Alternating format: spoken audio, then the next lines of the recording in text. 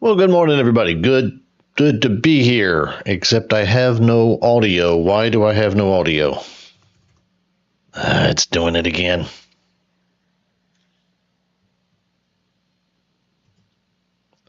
No audio. Why do I have no audio?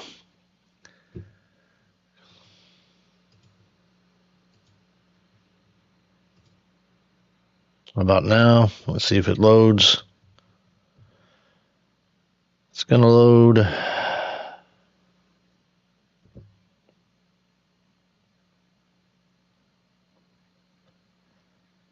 You can hear me. Well, it's not registering on the. T-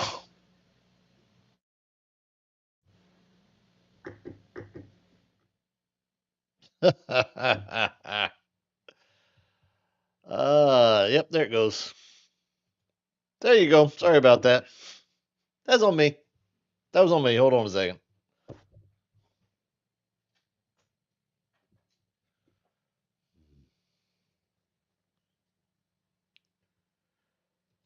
Yep, sorry. The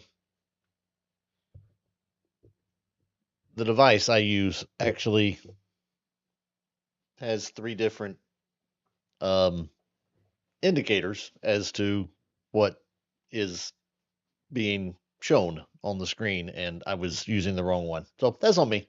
I had the wrong setup. So, all right, good to be here with you today. Thank you all for being here as a part of the program. This is From the Deep End. We study the Bible here together on Tuesdays and Thursdays. Currently, we are in a study of the book of Hebrews, just getting started with that, and looking forward to having that good discussion here today. I got several people starting to pop in there. Appreciate y'all's comments already coming in. I do try to pay at least some attention to those. Any Bible thoughts, any Bible questions you have on your mind, or other topics are viable as well. But anything you want to talk about, let me know. Be glad to um, stop and see what I can do for you, especially if it's a Bible related one. We'll go from there.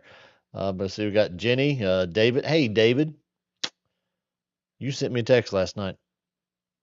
Until I saw your name, I hadn't thought about that text that you sent me last night about that book, which I had not looked at yet. I will try to remember to do that before we get after we get off the program. Sorry about that. I have, you know, my phone and I, once I'm not at the office, do not exist in the same universe. It gets put down on the table or a counter somewhere, and I leave it. I do not like carrying my phone around with me. It goes away. So I am not a phone person except when I'm at work because then I have to be a phone person. But anyway, but I'll try to remember to get that. But I did see it come through there. Devin, good to see you. Mercy, Shauna, who else is there? Andy, obviously, appreciate that. And that's the same girl. All right, but good to have y'all with us. So whatever's on your mind, feel free to go ahead and pop that in, and we'll talk about it as we have opportunity. But barring that, we're going to just jump right back here into the study of Hebrews together. And here we are in Hebrews chapter 1. Uh, we're probably going to get actually quite a few verses done today, I think, because the last section of Hebrews 1 is a sequential quoting of different Old Testament passages to make the point that the Hebrews writer is trying to get made um, in the opening of the book here. There you go, Tevin. But we'll get to that in just a minute because we got a question from Tevin. Let's see what that is. What we got here, man? What prompted you to start asking the question, what is the other option of the biblical text, particularly when it comes to Paul's writings, um, teaching the Bible? That's what started prompting me to ask the question because, and oftentimes, for those who've been in the class for a while, you've heard me ask the question to you a lot, and it is especially relevant to the writings of Paul because you've also heard me say, I don't know how many times, there's a 97% chance, and again, a number I just make up, that what Paul is writing about is Judaistic, the doctrine of the Judaizers, which is based upon the Pharisaical doctrine, Acts 15:5, of their history, of their past, which is based upon the elemental spirit of the world principle that they use to understand understand the Old Testament and understand God and themselves. So it's all written about the same thing, and that's the way I teach it. And I think I have gotten more precise in the way I teach it in recent years, right or wrong, for good or ill. I have, um, but the realization over the years of teaching that I think most people study their New Testament and study their Bible as a whole, but especially the New Testament. They study the Bible as a whole. Let me say it this way. Here's a good way of saying it. I think because as I said, especially the New Testament, when you're dealing with Israel in the Old Testament, when they depart from God, where does Israel go? This is actually a pretty good question to get started with, Tevin. When they depart from God, where does Israel go? It's in the Ten Commandments. It's all throughout the book of Deuteronomy. It's cyclical throughout the book of Judges. Where do they go? Well, they turn to idolatry. Excuse me. They turn to the idolatry of the nations, the Canaanite nations that they were supposed to conquer and drive out. Um, they turn to the Phoenician gods. Okay, you have Baal and you have Baal and so on, and eventually you get Molech. They turn to idolatry. And so when you read about, I don't know, let's go to close down some of these here that I had open. How about Ezekiel? Ezekiel 16, is that what I want? Israel's the face, the Israel, Judah at this point is the faithless bride. Son of man, make known to Jerusalem her abominations. Your origin and your birth are of the land of the Canaanites. Your father was an Amorite, and your mother a Hittite.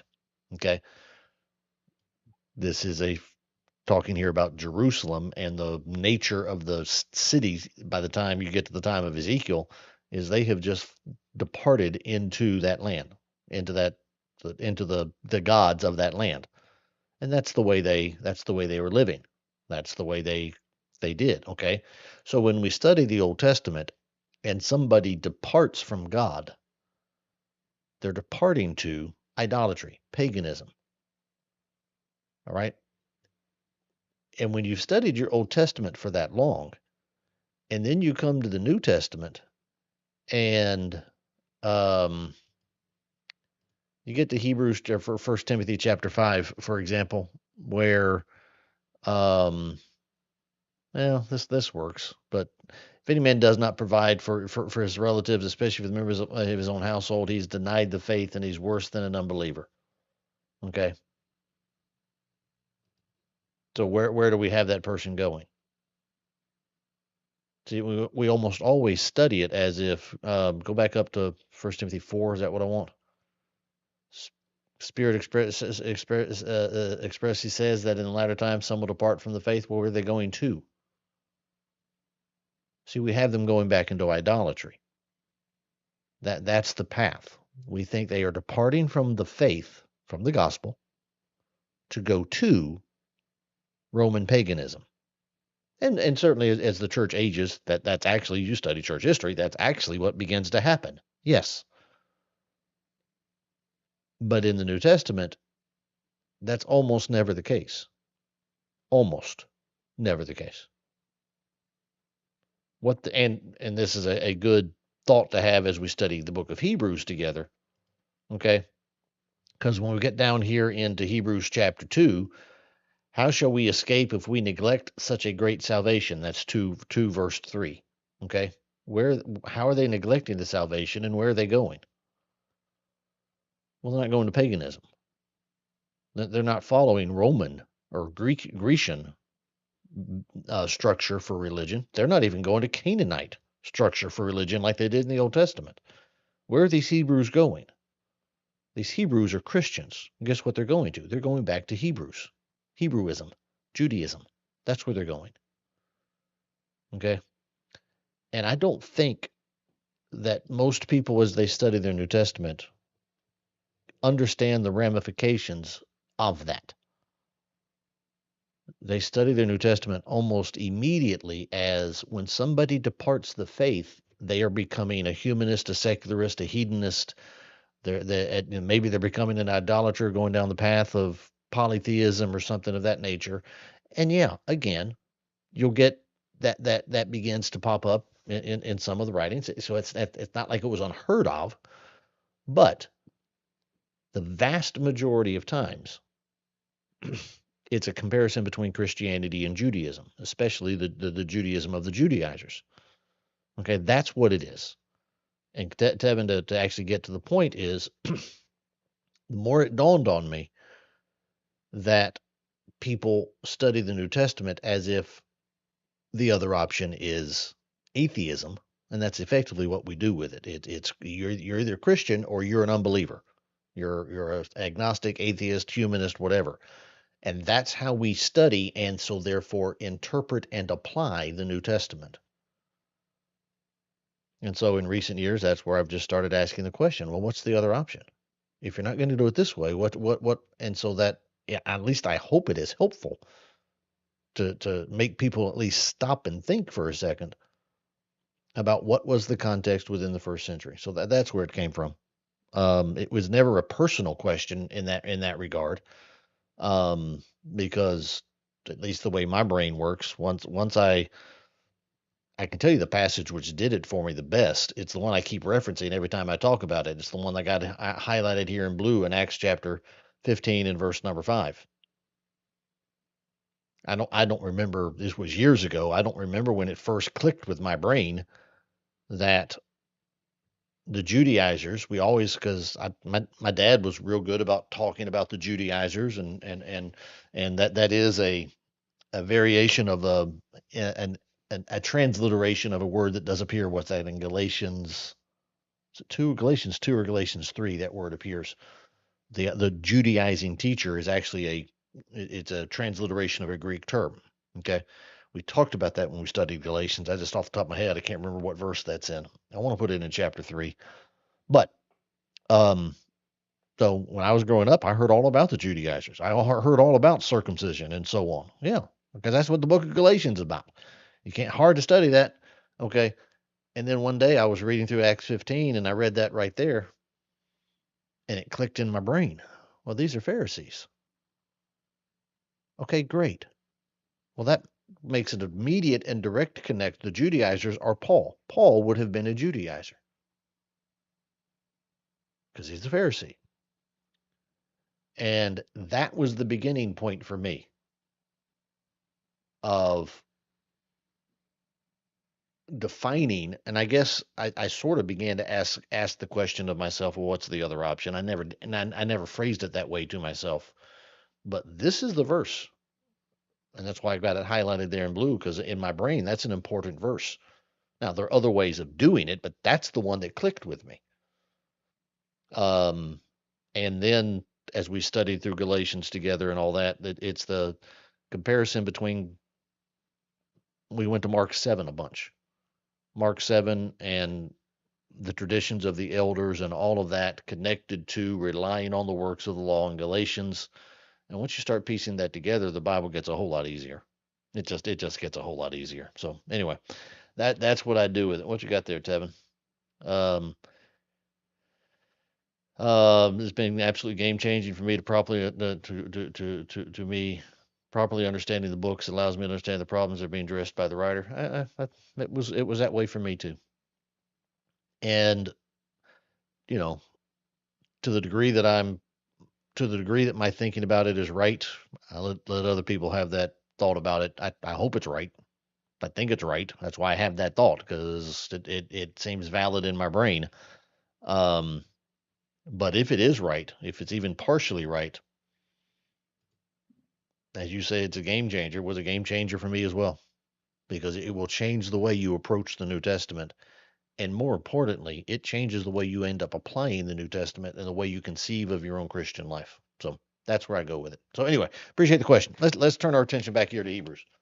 Um, excuse me there for a second. We talked about the first 3 or 4 verses here in the last couple of classes. Okay.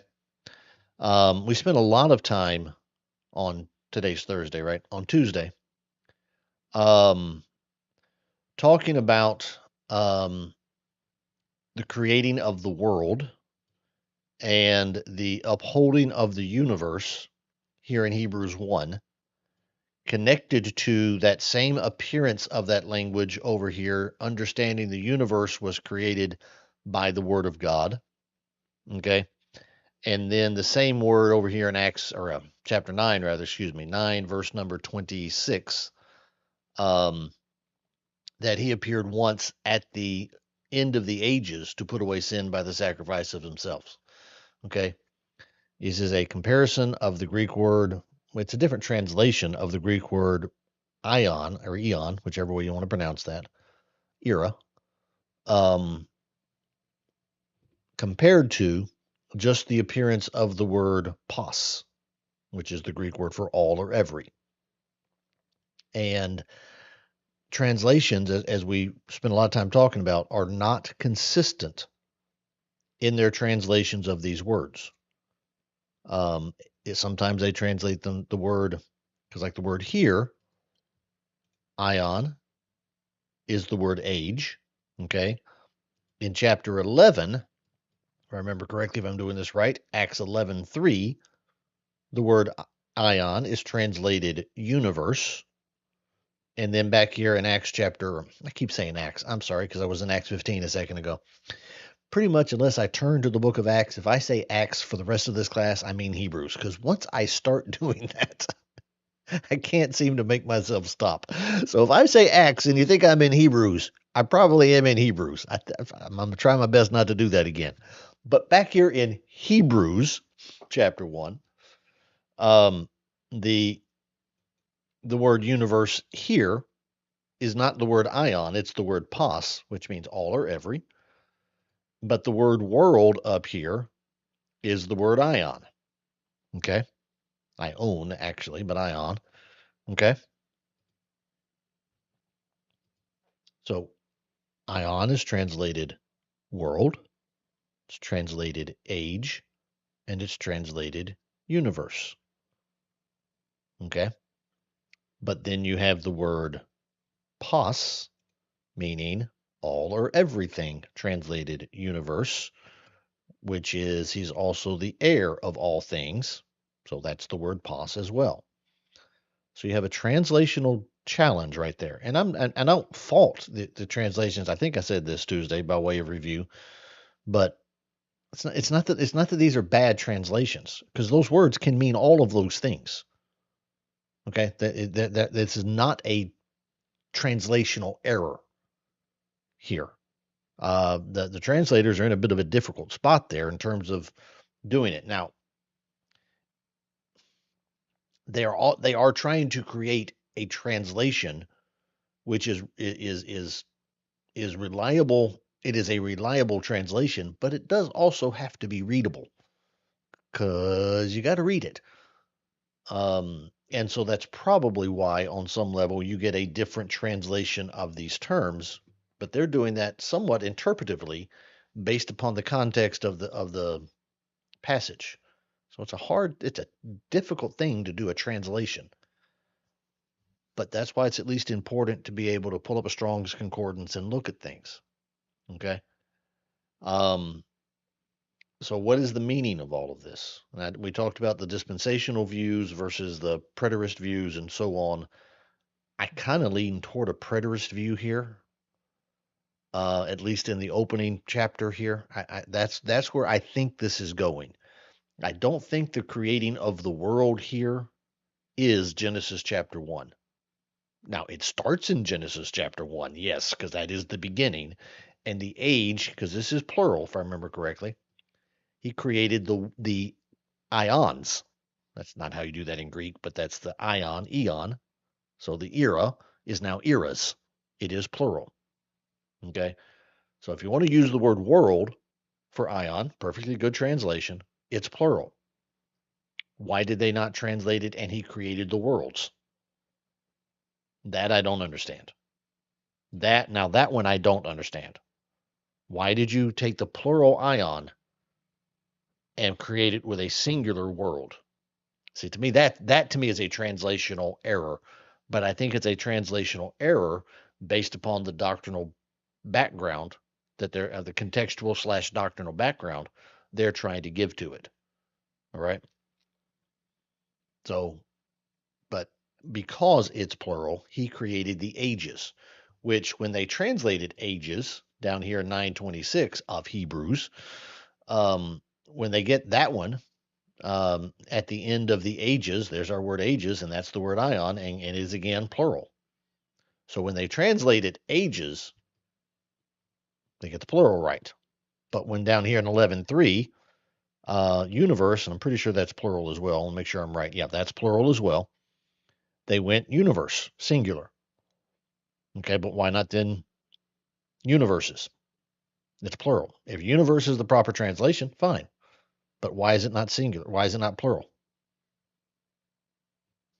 See, if you leave it, if they just translated every one of them, all the ions, if they just translated them all ages, we would have, by faith, we understand that the ages were created by the word of God. He appeared at the end of the ages. He created the ages. See, that to me, that's a simpler translation and a more reliable translation. And also, when you compare that to the passage, I think we got pretty much where we wrapped up.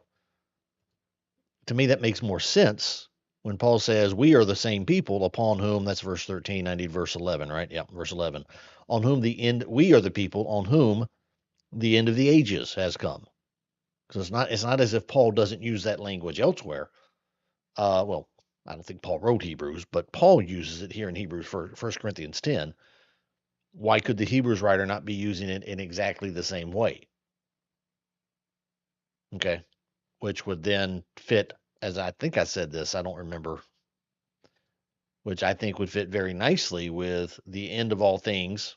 He created all things. The end of all things is at hand. And what is it? It's the end of the ages. So that translational work to me makes a lot more sense. The biggest problem with it, and I'll tell you this, if you're a dispensational premillennialist, which our commentary that we use all the time is, if this is the end of the ages, if by whom he also created the ages, and that's chapter 1, and then in chapter 9 we're at he appeared at the end of the ages, you got a problem.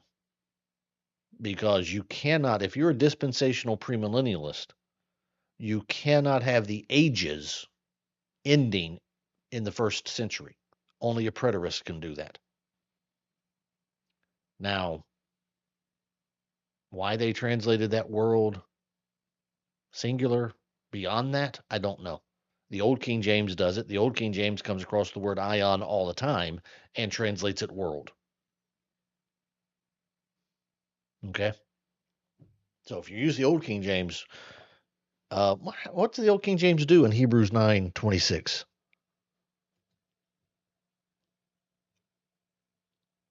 I don't remember that. I don't remember what the King James says right here. Hebrews 9:26. Oh, I still have the interlinear turned on. Let me turn that off.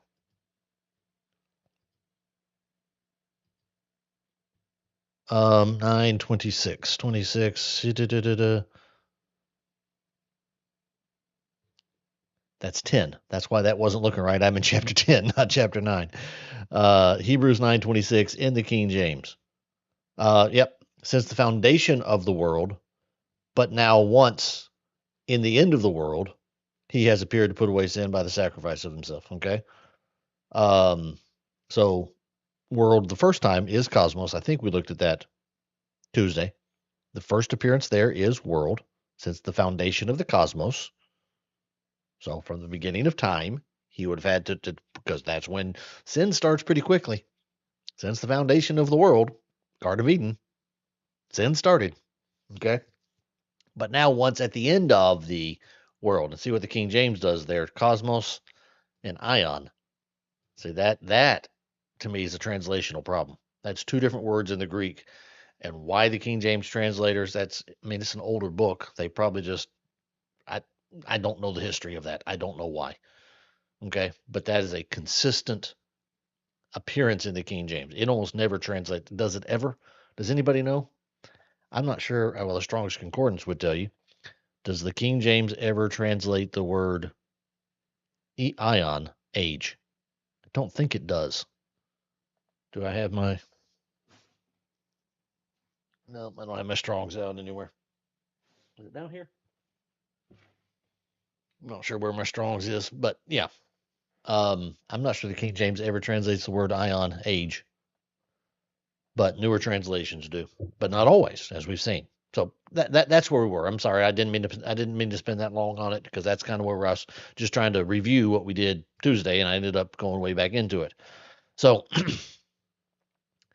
I think this word here should be plural. It is plural, and the better translation of that, in my opinion, I'm no Greek scholar, but it's plural and it's the word age. Why not translate it that way? The only reason I can come up with is doctrinal. That'd be my take. Because if you translate all of this plural ages all the way through the book of Hebrews, and you're writing this book in about AD 68, guess what the end of the age is in AD 68? It's Matthew 24, verse 3. What shall be the sign of thy coming and of the end of the age?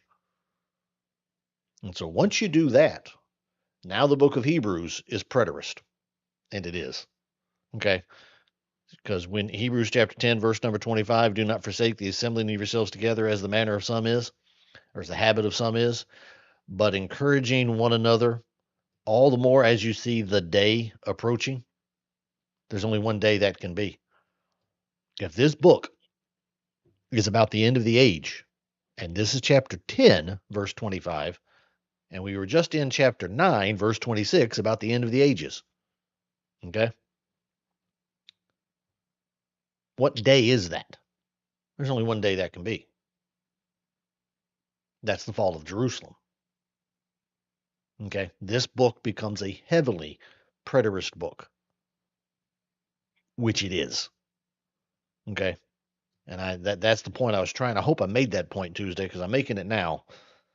And there's some ramifications of that. If I think I'm pretty sure I did say this Tuesday, because if a full preterist, a Max King disciple were here listening to me and challenging me on this, they would be eating up what I said Tuesday and what I just spent 15, 20 minutes reviewing today, because they would love to hear me say that about the book of Hebrews. Okay. Among other passages, though, their problem is actually going to be down here in verse number 27 of chapter 9, because they're going to think end of the ages, okay, that's AD 70. That's great. Okay. But then verse 27 becomes a problem for them. Is the opponent of the man wants to die once, and after that comes the judgment. They're going to have a problem with that. Because they got to have a second death in there. They got to have a third death in there. Okay. King James does translate at age. Thank you, Andy. Ephesians 2:7, 3:21, and Colossians 1:26. Appreciate that. Okay. Um, there you go. So, but we'll talk about that 6 months from now when we get down to chapter 9. All right. So I think it's a heavily preterist book. I just do. It kind of goes back to what Tevin didn't actually ask that, but it's kind of on the same thought. Okay. What's the other option? That's not the right question here, but it's the right path to the right question. This is a book written in AD, wherever you want to put it, somewhere between AD 65 and 70. Okay. Written to Hebrew Christians before the fall of the temple, because very clearly throughout this book, the temple is standing. What on earth do you think they're writing about?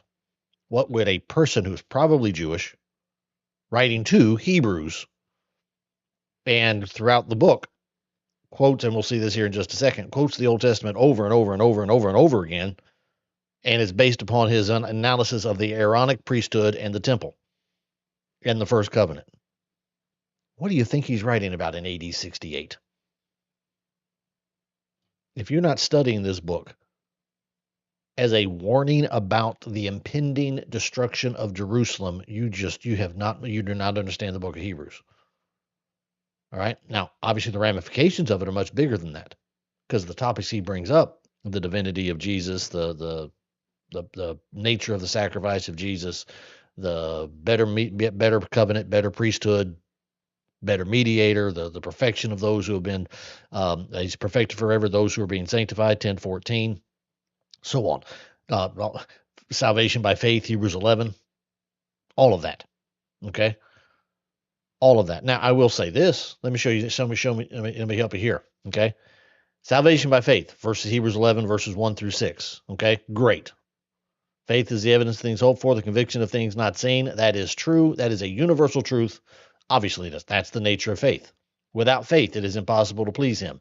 For he, whoever would come to God, must believe that he is, and that he rewards those who seek him. Okay, great.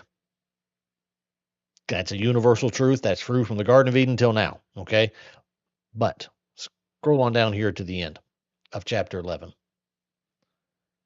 These all died in faith. They haven't received the promises. He says that earlier in the chapter. Okay, commended through their faith, they did not receive what is promised. Okay, these all died in faith was said earlier. Since God had provided something better for us, that they apart from us should not be made perfect. Okay, therefore we are surrounded by such a great cloud of witnesses. Let us also lay aside every weight and the sin which clings so closely to us, and let us run with endurance the race that is set before us.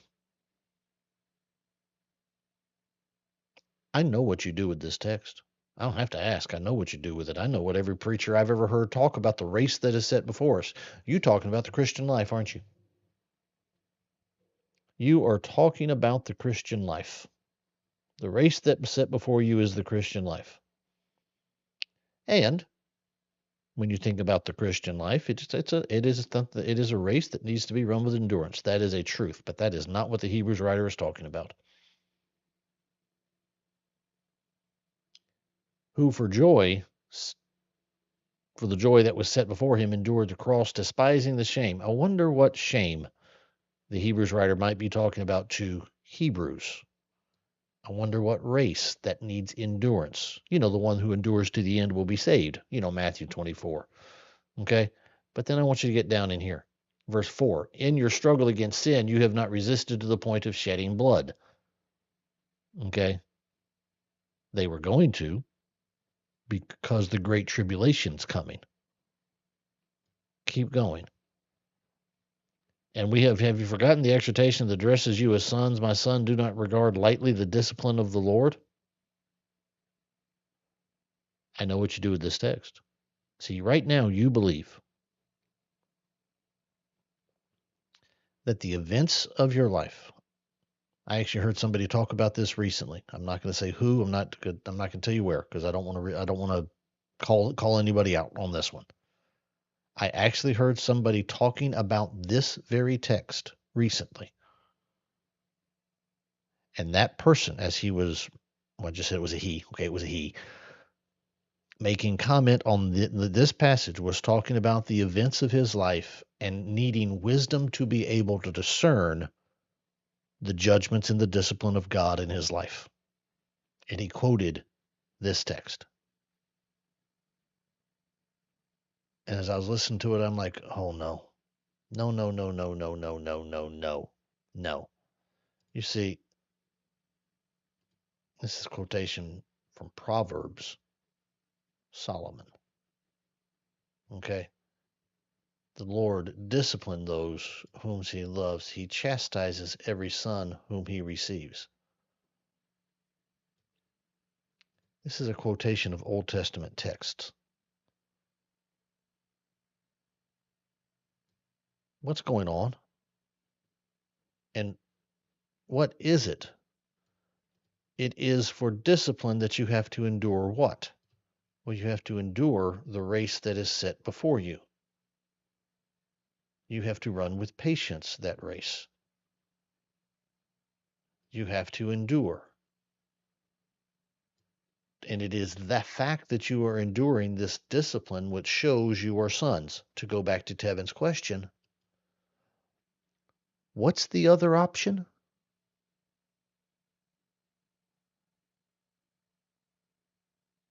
What's the other option?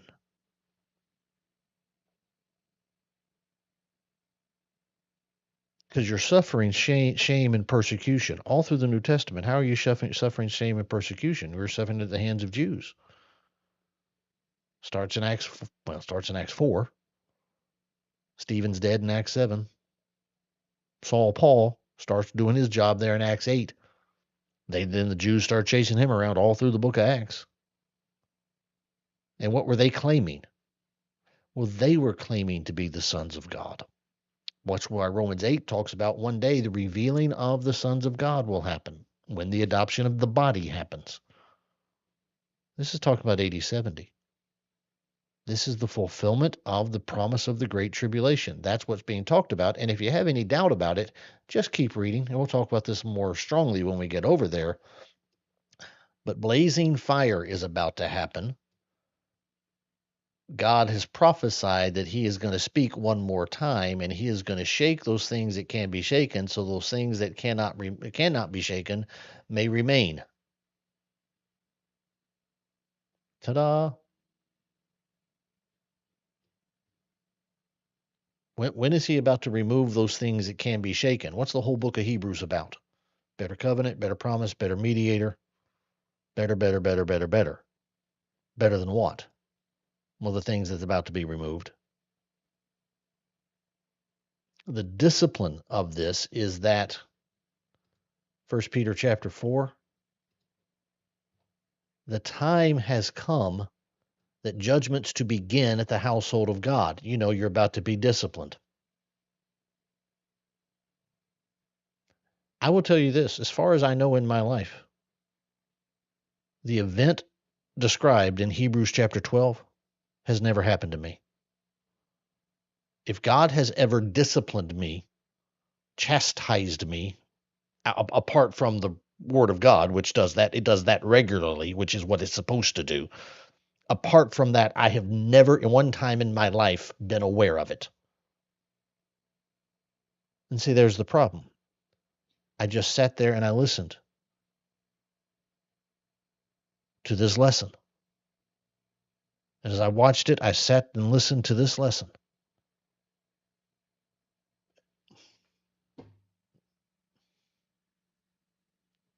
Exposition before application. I can't tell you how many Christians I know walking around who read Hebrews chapter 12 and immediately apply it to themselves, and they're walking around thinking God is chastising me. Something bad happens in their life, and they're thinking, well, that's just God disciplining me. Stop it. You're trying to interpret the words of the events of your life as if somehow what happened to you, you got there was a car wreck on the interstate, and I ended up showing up late to a job interview, and I didn't get the job. Well, what's God trying to teach me? Well, nothing. There was just a car wreck on the interstate, because that's what happens in life. God had nothing to do with the car accident. It's just a car accident.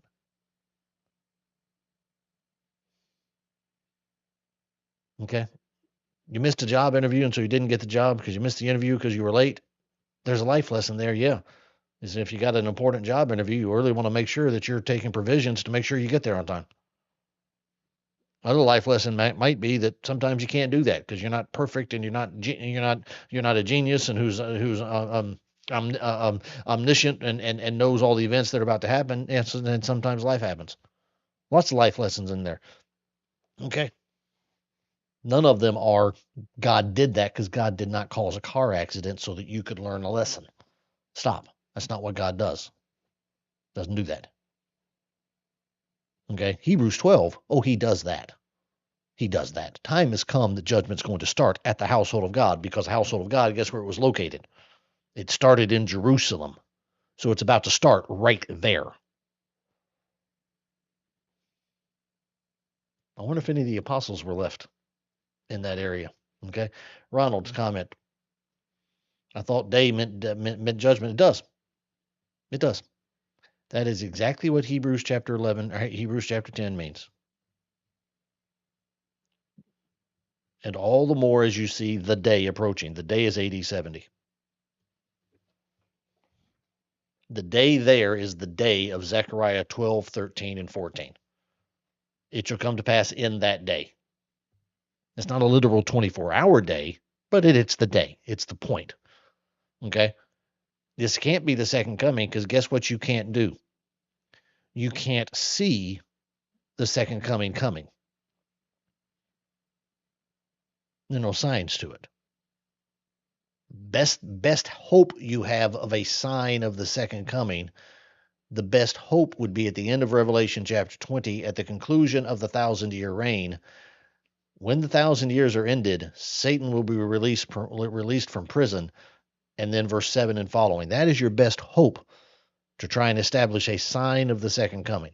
Okay, another topic for another day, not going on down that path. You can't see the day approaching. On the other hand, the judgment of AD 70, well, see that no one lead you astray.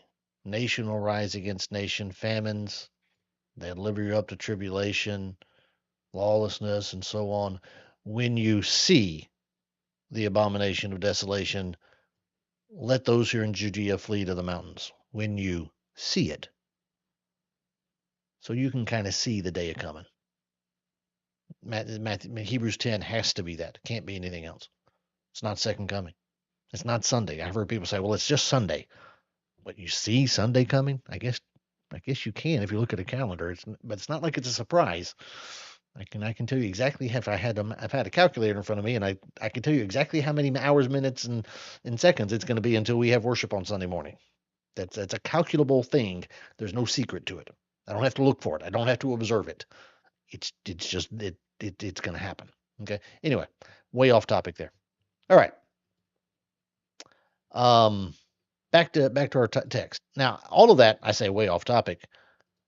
I think all of that is important in understanding what is going on here. So, point I was making to get down that path is I'm heavily preterist on the opening here of the book of Hebrews.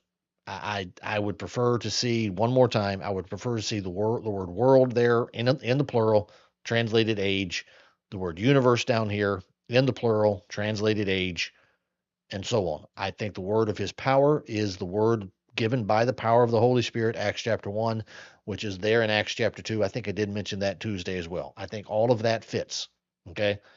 Then you get to the end of 3. After making purification for sins, he sat down at the right hand of the majesty on high, having become as much superior to angels as the name is higher than theirs. Acts chapter 4, no other name under heaven whereby men must be saved. And obviously, this is not a change in the nature of Jesus. I'm not going to go down that path. This is not a statement to say that Jesus somehow changed his nature. He did not change his nature. Okay. Just as here in Hebrews chapter 5, verse number 8 and following, although he was a son, he learned obedience through what he suffered. And being made perfect, he became the source of eternal salvation to all them that obey him. Okay? His nature did not change. Okay? But he is divine. Guess what divine does not have to do? Divine, certainly not in a temporal, material body, doesn't ever have to obey. There's, there's no one he has to obey. He's divine. Okay? That's the kind of the concept of being God. However, Hebrews chapter 2, he was in all points, and Hebrews 2 start about verse 10 and go on down. He was in all points made like as we are, yet without sin. Okay? That's the very nature of them. Okay? Where's the verse I want? There it is. Well, chapter 4 as well. He therefore the children share in the flesh and blood. He himself likewise partook of those things. Okay, same things. Okay, and then chapter 4 and so on. He had never done that. Now he had. And he had to learn obedience. And being then made not perfect in the sense of he was imperfect, translate that word telos into the word complete. Okay? He has to be the mediator, made both man and flesh, and so on. So that's the same thought that's here. Okay? His nature didn't change. But now He is the fulfillment of the eternal plan of God. And the argument here, from this point through the remainder of chapter 1, well, really all the way down through the end of chapter 2, is that he is superior to angels. Now, I'm not going to go down this path because frankly, I'm not that well versed in it.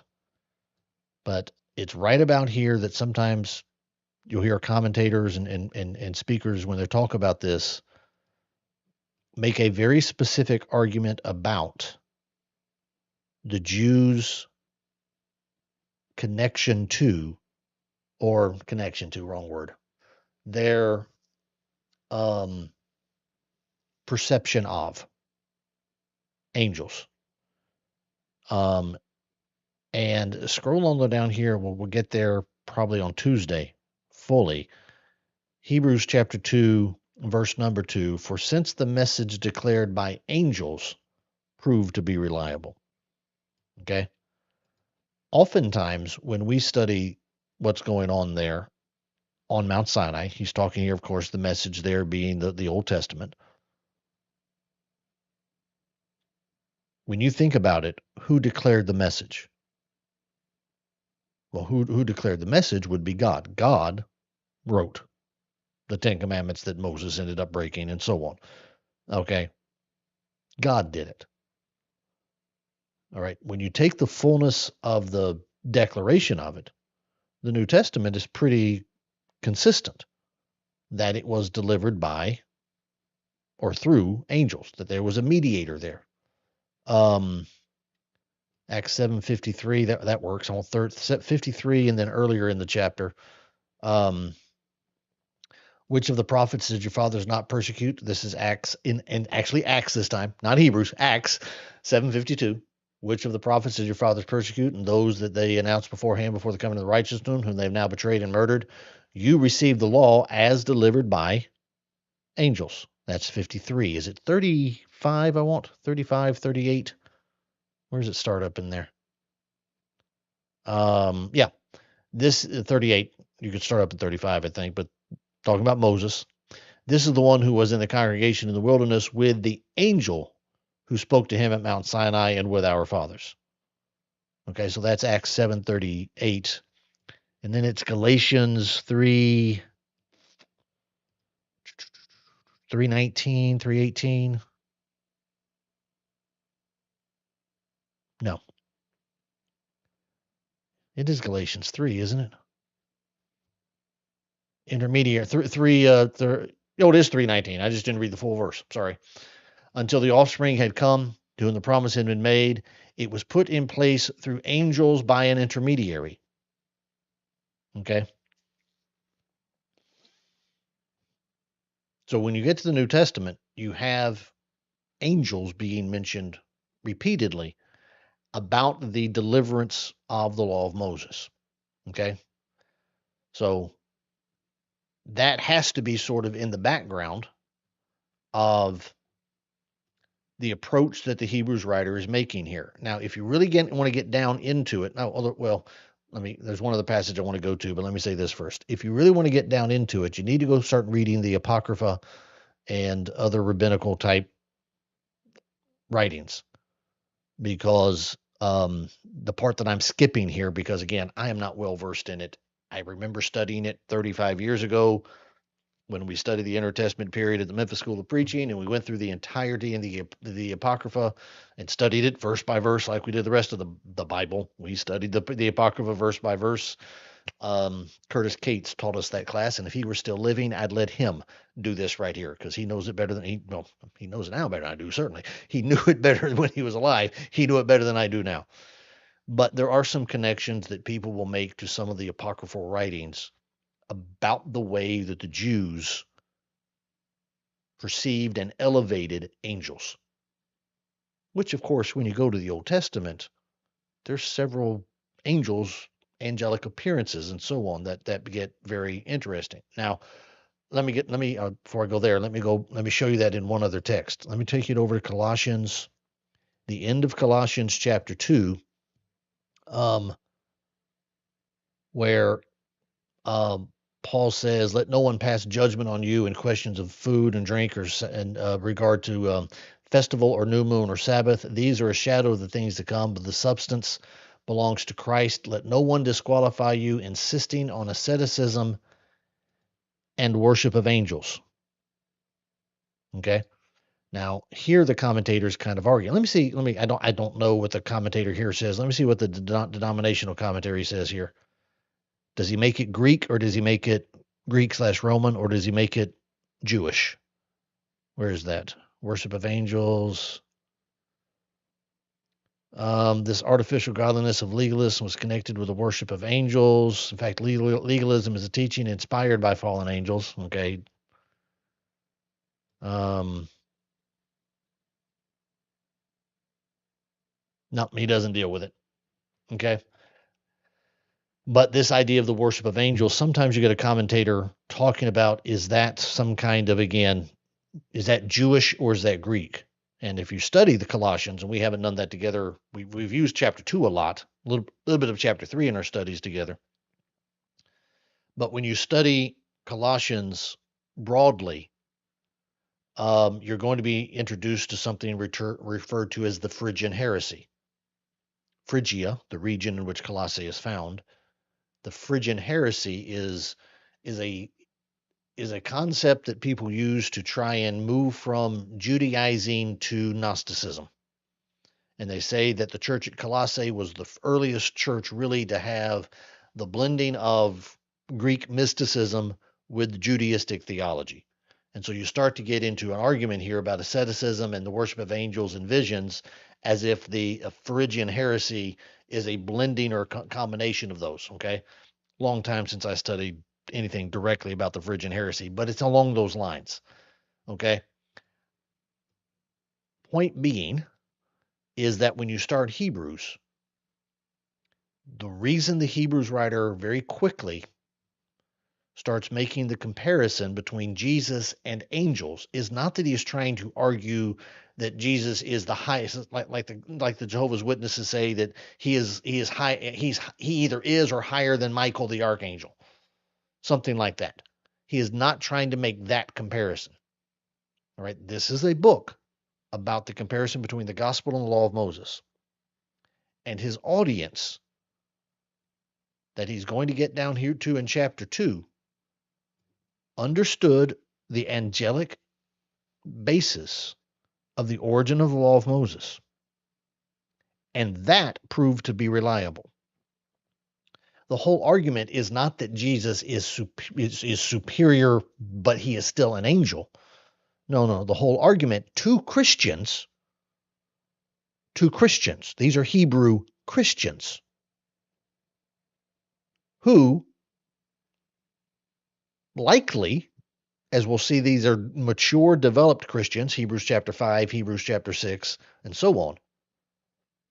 These are mature Christians who might very well, at least the older ones of them, might very well have been eyewitnesses, maybe some of the 500 that are mentioned in 1 Corinthians 15, to the resurrected Lord. They don't need to be proven, they don't need to be convinced that Jesus is the supreme angel, because they've already seen, no, he is the Son of God, which is the argument that is made here. You are my son. That's the very first thing out of the Hebrews writer's mouth. You are my son. Okay? And the whole argument is framed upon the truth that these Hebrews, to go back to our question, what's the other option? If they're turning away from the faith, which is obviously they are all through the book here, all through Hebrews, these people are in danger of turning away from God, or at least turning away from Christianity. To what are they turning? Well, they're turning back to their former way of life. They're turning back to the law of Moses, because they believe that word is reliable. It's the law of Moses. It's reliable. It's been here for 1,500 years. The gospel's only been around for about 30 years, maybe 40. That's the argument. Jesus is superior to that. Better. Okay? So you have to, that's why it's Paul's right here as you get into this section about angels, is we tend to go to like Exodus 20, the giving of the Ten Commandments, and that whole section from, well, start about Exodus, start about 16, and basically go through the rest of the book of Exodus and Leviticus. What you have is the revelation on Mount Sinai from God to Moses. And typically, when we think about it, we don't put angels in that process. We in our head, at least tell me if I'm wrong here, but we in our head kind of have the thought God's talking directly to Moses. Well, the concept is that there's an intermediary, that there are angels present.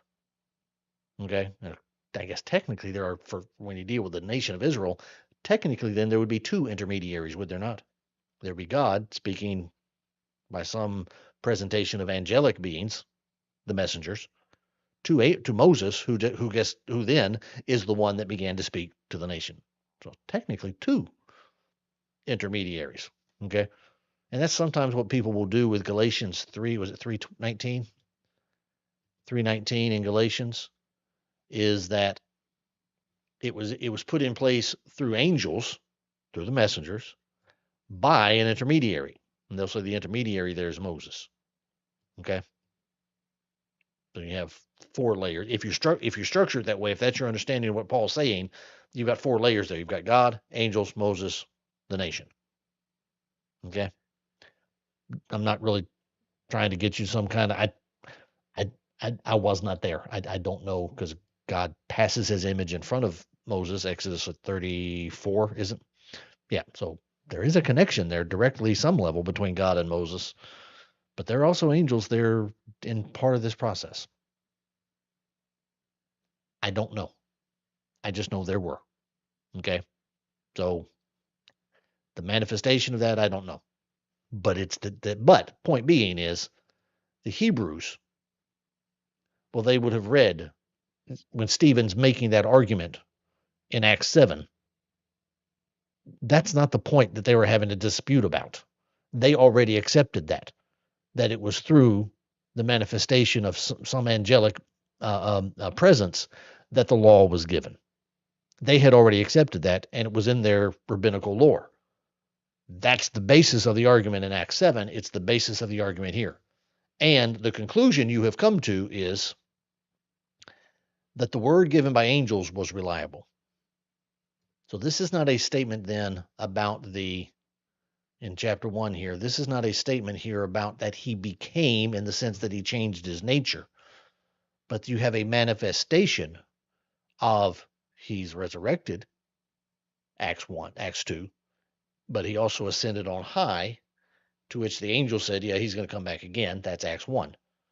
There is an exaltation. He sat down at the right hand of the majesty on high. King of kings, Lord of lords, to him was given glory, dominion, and a kingdom. That's the foundational basis of this, all right? Again, if these Hebrews, these mature Hebrew Christians that are likely in Jerusalem, if they have been around long enough, some of them might have been present on the day of Pentecost. Some of them might have been among those 500 to whom Jesus appeared, according to 1 Corinthians 15. And if that's true, some of them might remember Peter's sermon. Therefore, being by the right hand of God exalted, and having received of the Father the promise of the Holy Spirit, he hath shed forth this which you now see and hear. Therefore, let all the house of Israel know assuredly, the same Jesus whom you crucified, he raised him up and made him both Lord and Christ. That's verse 33 down to verse 36. See, that's the background. That's the context of this, okay? And I do think, can't prove it, but based upon what is said about these saints over here in Hebrews chapter 5, I want to explain it, but I can't, because you've become dull of hearing. For though by this time you ought to be teachers, because you shared in the heavenly gift. You experienced the power of the Holy Spirit. That would start in Acts 2. Based upon that structure in chapter 5 and then in chapter 6, these people, at the very least, these people are mature Christians. They may or may not have been present on the day of Pentecost, they've been in the church at Jerusalem, you know, they're no more than one generation removed. If it's not, if they are not the ones who were there on the day of Pentecost, their parents were. That's who you're dealing with. Okay. And that is to whom he is making the argument here in this passage. I got a couple of comments there I didn't get to. Let me take pause for a second and take a look at what y'all said. What did David say there? I hadn't read that one yet. Listening to a denominational preacher on TV this morning. Okay. He got so upset about people saying most of Revelation was fulfilled. In his view, it's still all future. He goes on a rant about Armageddon, about Antichrist, about rapture. I gotta about the rapture, etc. These people are ate up in the head. Yeah, I would agree with that wholeheartedly, David. Wholeheartedly. Yeah. Um, what you got down there? According to verses 7 and 14, what is the specific role and purpose that God assigned to angels? Okay, that was long enough ago. I don't remember what chapter I was in, Ronald. 7 and 14 of Hebrews 1? I guess so. Ministering spirits sent out to serve those who are to inherit salvation. And then makes his angels winds and ministers a flame of fire.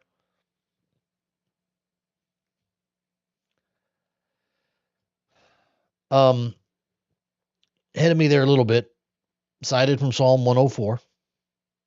Okay, Psalm 104, and then down here in verse 14. Well, that's not a quotation, but I want the. Say that's not a quotation. Y'all can't. I hate it when it does that to me.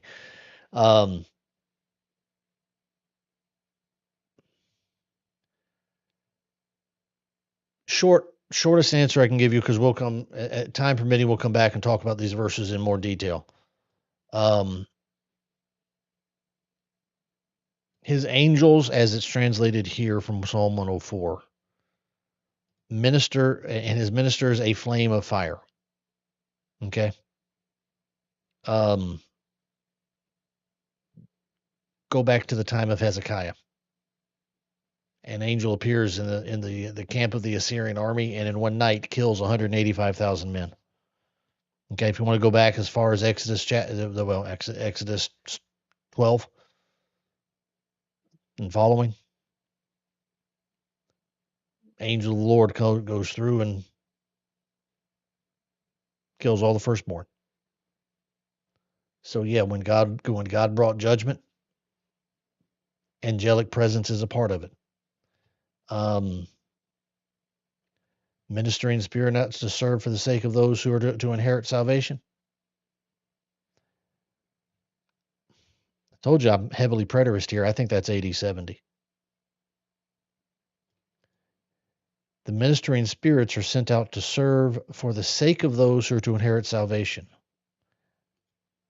I'm gonna do it now exactly, but when we get down here actually looking at that verse, I'm gonna come back here to Matthew chapter 24, and I'm going to go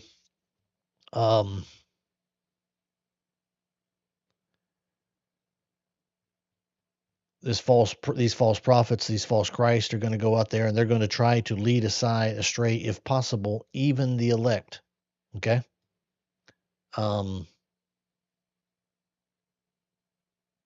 Where is it in Matthew 20? It's too late. It's got to be earlier. Yeah, it's earlier in Matthew 24. Where is it? There it is. 20, the verse right before is what I needed. And if those days had not been cut short, no human would be saved, but for the sake of the elect, those days will be cut short. Now, grow up. This one I know was earlier in the text, because what he says up here is, guess what you need to do? You need to endure to the end to be saved. Okay? Endure to the end to be saved. So that has not happened yet. For the sake of the elect, the days of the persecution will be cut short. Okay? And you scroll all the way down here, by the way. He sends out his angels to gather the elect. That's verse 31 of Matthew 24. See, I think the Bible's simple. The Bible's not trying to trick you, it's trying to explain itself to you.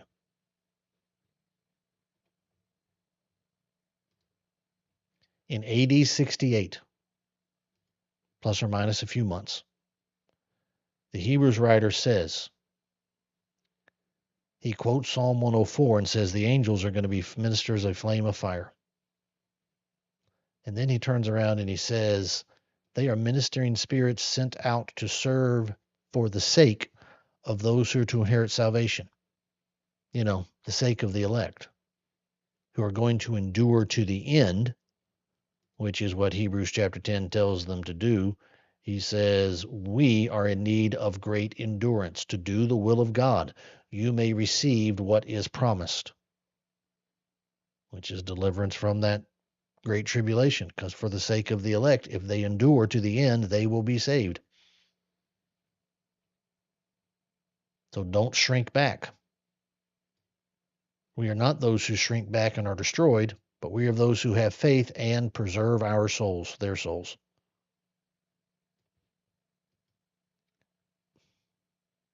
And then lo and behold, in Matthew 24, it's the angels who go out and gather the elect and for whom the days of the tribulation are cut short.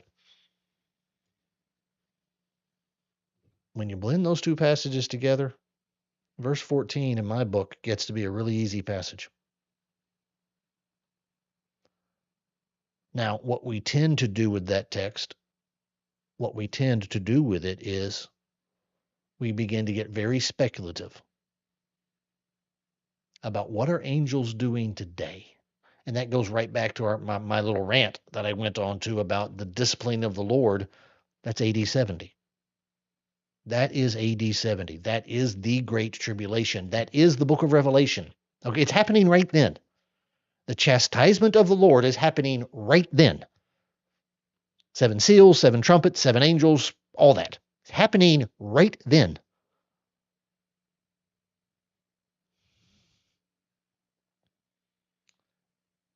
That's what Hebrews 1 is about. Okay? Let's go to Hebrews 1. I mean, it's what Hebrews 1 is about, but that's what the book of Revelation is about. Same thing. Okay?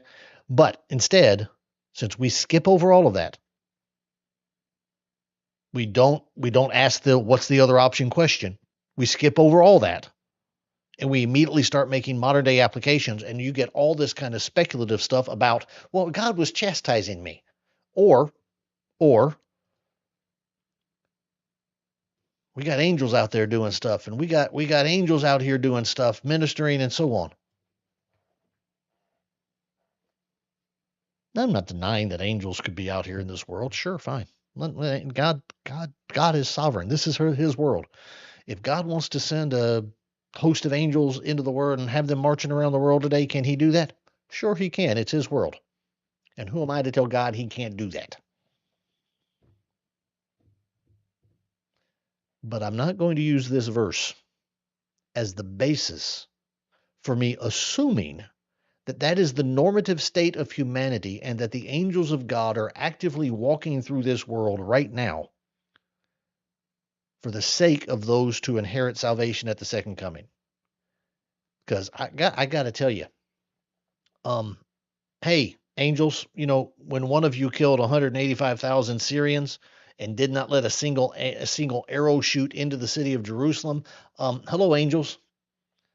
I got a complaint I'd like to register at the office because it was just one of y'all who killed 185,000 people in one night and didn't let a single bowstring snap to shoot an arrow, not one. I got a question because you're not exactly doing a real good job today. See, there's the problem.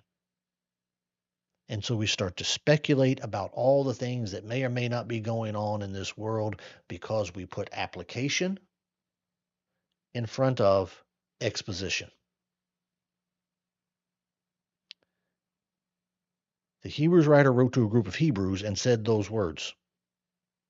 Go back and read Matthew 24 one more time and tell me Matthew 24 doesn't fit right there.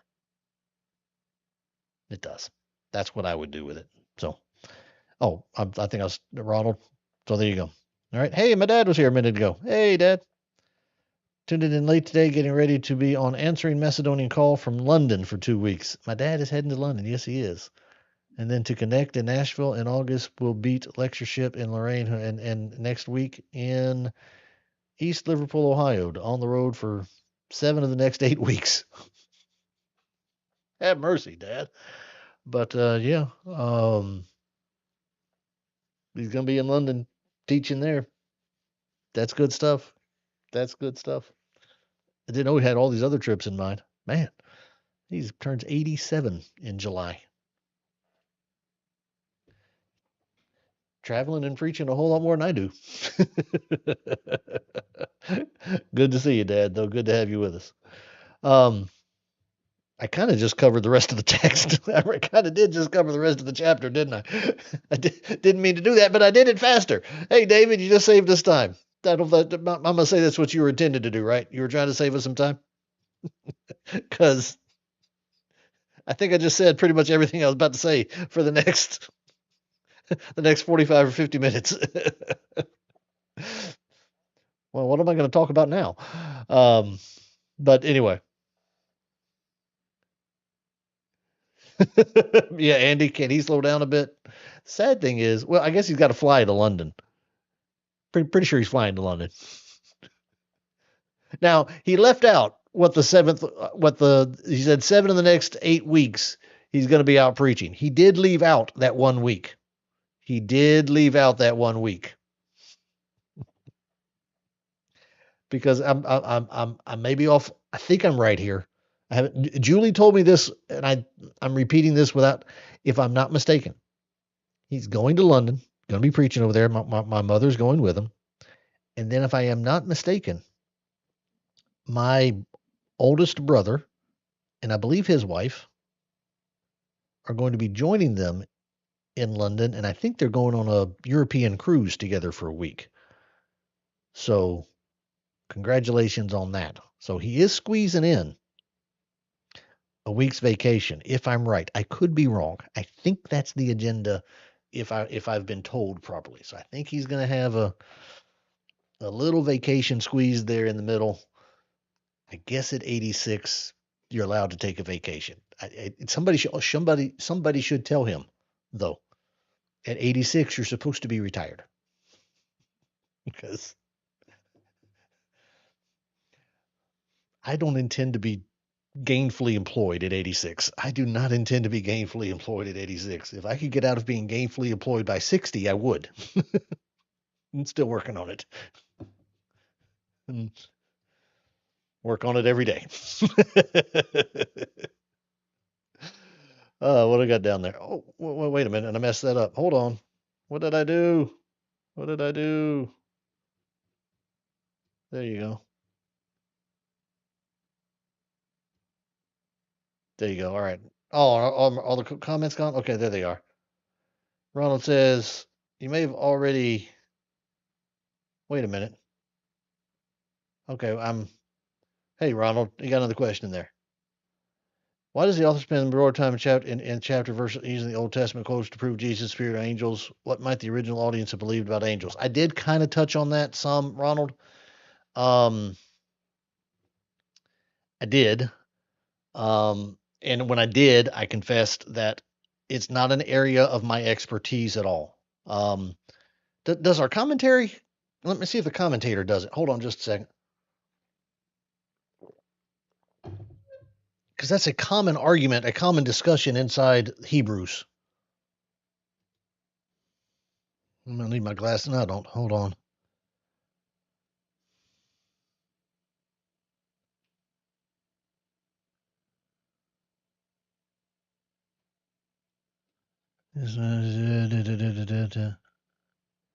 Supremely is the Son.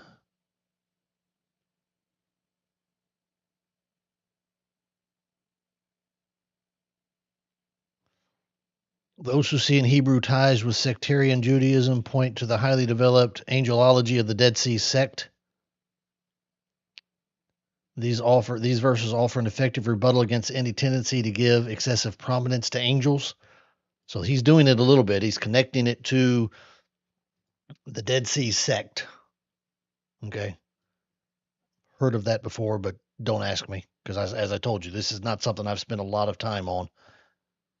Um, Quotation from 5a from either Psalm. Yeah. That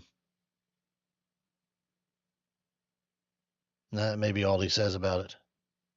Angels, Septuagint, referring to angels, properly renders the text. Oh, that's got to be it. Second Esdras. Now we're in the Apocrypha. It is possible that, in line with the one strand of Jewish thought about angels, and then he quotes Second Esdras. I can never say that one. Esdras. The writer understood the statement of Psalm 104, verse 4. What is that rendering there? Oh, stink. Oh, it's verses 21 and 22. Hold on. I got to make that bigger so both you and I can read it. Verses 21 and 22, it is said, whose throne is inestimable, whose glory may not be comprehended, for before whom the host of angels stand with trembling, whose service is conversant in wind and fire, whose word is true and saying constant, whose fearful command is strong and ordinance fearful. Okay. Been a long time since I've been in that book. Probably been 30 years since I read that book. So he's tying that to angelic beings. O Lord, thou dwellest in everlastingness, which beholdest from things above in heaven, whose throne is inestimable, which would be God, with whom the host of angels stand, whose service is conversant in wind and fire. So that's that. He's quoting there Psalm 104. Okay, that's what the commentator is doing. But at least he brings up the Apocrypha. So not as direct as some people go into it, but that's where I would go with it, Ronald, is that there is a Hebrew emphasis. What was the language this commentator just used a second ago? And I got to find that because I didn't highlight it. Excessive prominence to angels, and he tied that to the Dead Sea sect. So that's a relatively short discussion of it in this commentary, but just start doing the research on it. And as I said, this is sometimes you hear me say that I know people who are a lot of people who are much better Bible students than I am, and this is what I'm talking about. I have about 6 seconds worth of patience to read through this stuff. I start losing it. I try to at least be aware of it so that if any of it has ramifications on what I believe, at least I'm aware that I need to know that. But once I figure out that I don't need to know that, I lose interest and I just move on to something else. That makes me not a very good student because I'm not. I'm just not. I don't. David Kaufman was in here earlier, and I guarantee you, David Kaufman reads more than I do because I I don't have the patience for it. But that's. I hope that helps some. It has to be tied to the Judaistic doctrine slash theological view of angels, and I think I don't know if you were here when I said it or not, but I believe it's all tied to this idea right here. The message that was delivered by or declared by angels. Okay, there in Hebrews chapter 2, verse 2. So that's why, because he's trying to draw the comparison between the law of Moses and the gospel of Jesus Christ. One is reliable and has a proven track record, but what we have now is a great salvation, a greater salvation, and it is attested to by the Lord and also by God who bore witness through the Holy Spirit. So you have a full inscription of the Godhead there in chapter 2 verses 3 and 4, and his audience already accepted as reliable a message of angels. So therein is the comparison and the contrast. So the reason it spends so much time on it is because of the very nature and the belief structure of the Hebrew audience that would be receiving it. And they're trying to pull back into the message of angels as opposed to push forward and hold on to the message of the Son of God. Okay. So that would be the comparison. Um, what's Tevin got there? John, if I'm not serving like a dad when I'm 80 plus, if where is he getting this energy from? Don't know. Don't know. And let's give credit to my dad for a moment. He is doing a lot of wonderful things at 86, about to be 87.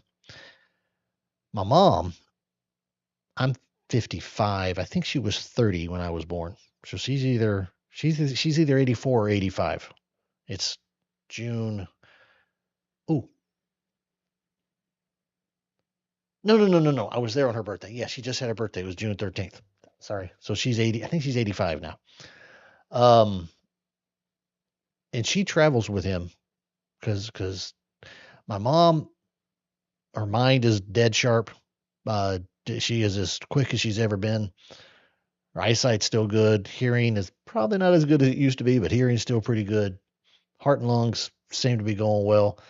But my mom is trying to take Iron Man job up, or she's trying to be Iron Woman, I think, because I think she's got more titanium in her body than she does bone. She has had so many. I don't even know. A couple of dozen easy. I don't even know. Just surgeries, knees and hips and back a lot of back. It's painful to watch her walk. And the reason they hardly ever fly anywhere is because they have a van and basically they lay all the seats down like you can in a van and put a mattress back there. And my mom travels in the van, laying down for a lot of the trip on the mattress in the back of the van. So when he's up here saying that he's going to be doing all these different places, he's going to be speaking in Nashville in August. He's going to be in Lorain, Ohio, and then he's going to be over in Liverpool, Ohio. Um, yeah, he's still physically in pretty good shape. Lost a lot of weight recently. He's in pretty good shape. His hearing's not good at all. Somebody needs to talk to him. His hearing's bad. Um, but um, this let's not bypass my mom. She needs a lot of praise for putting up with him still running around the planet trying to teach the Bible at 86. It's like, Dad, I can buy you a camera. I can buy you a camera. I can set you up just like this, and you can teach it every single day right here. I'll even let you on digital Bible study. You don't have to travel around the world to preach the gospel. You could do it every day right there from your house, and Mom wouldn't have to. We could have a family conversation. Can we have a bit of counseling? Can we do a little bit of counseling with my dad right here? Anyway, sorry, I'm getting in the family business right now. What you got down there, Ronald? The original readers were tempted to drift away from Jesus back to safer, familiar religious practices. What modern cultural trends or personal comforts compete with church focus and devotion? That's a good question. That's a good question. That's a good question. At least for them, at least for them, and this I did make this point earlier in the broadcast, but at least for them, where they were heading from Christianity back to Judaism was an improvement. Well, maybe not. Probably an improvement. I'll stick with that word because it's not entirely wrong. If it's a little bit wrong, it's not entirely wrong. They thought they were returning back to that message, which was that message that was reliable. They thought they were perhaps going back to honoring God. So it's not that his audience was trying to get rid of their connection to, if you will, Jehovah. They just thought that Moses was a better path than Jesus, but they were still trying to be connected to Jehovah.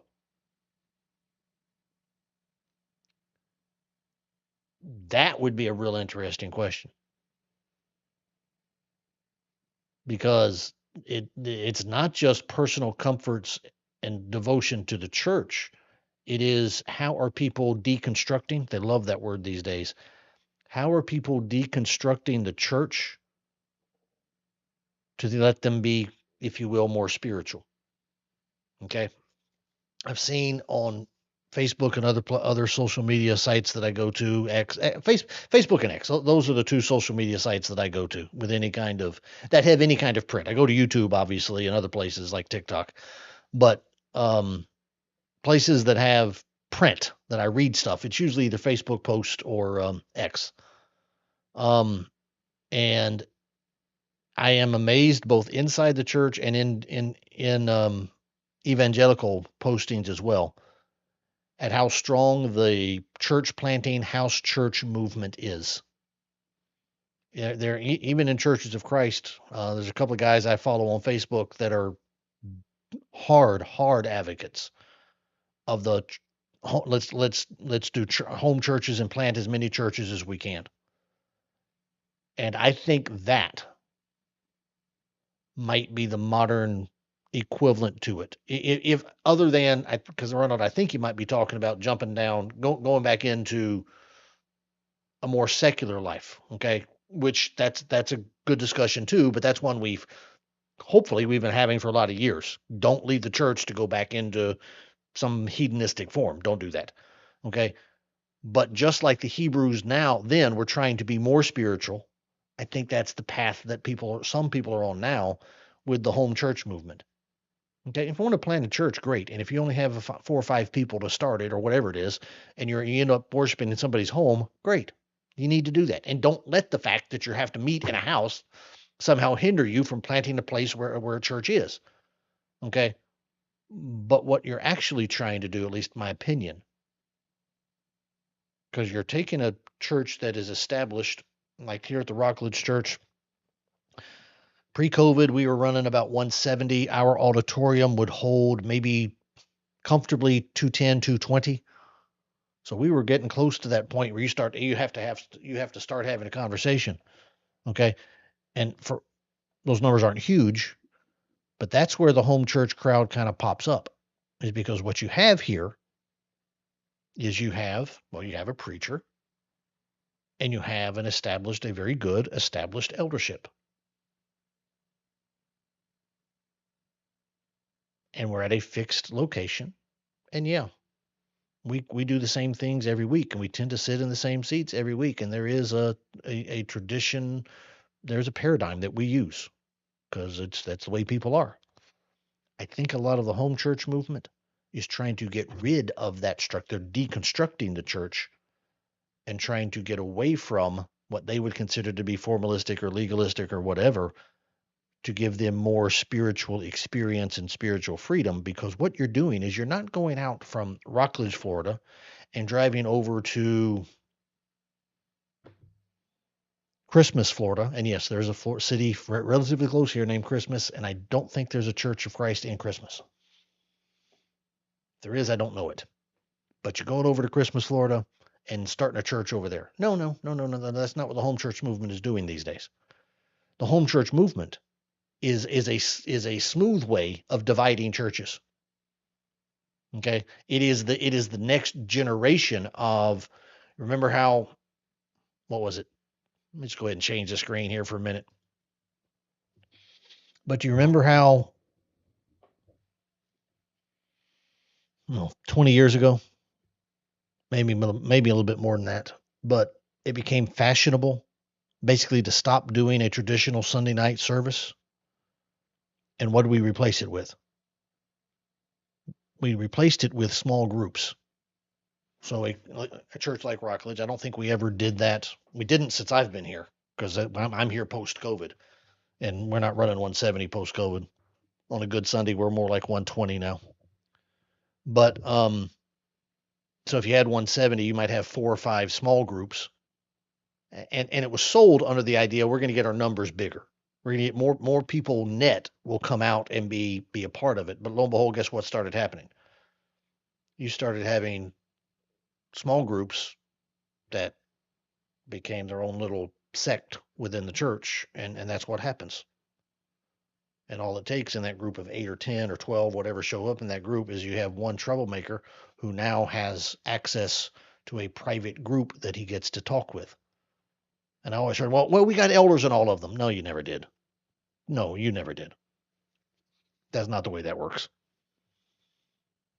And I think this is the next generation of it.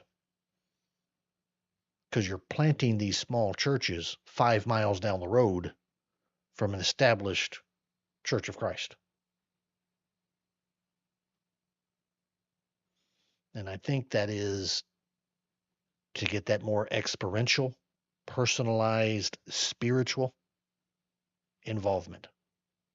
I'm not saying that's true everywhere. Of course not. It's a church planning and starting churches in homes. That's a great concept. And probably what happened in a very large number, very high percentage opportunities in early day churches of Christ. People did meet in houses. That's even been talked about in the Bible. I do think they connected to synagogues and obviously the temple in Jerusalem as well as other places, but it happened.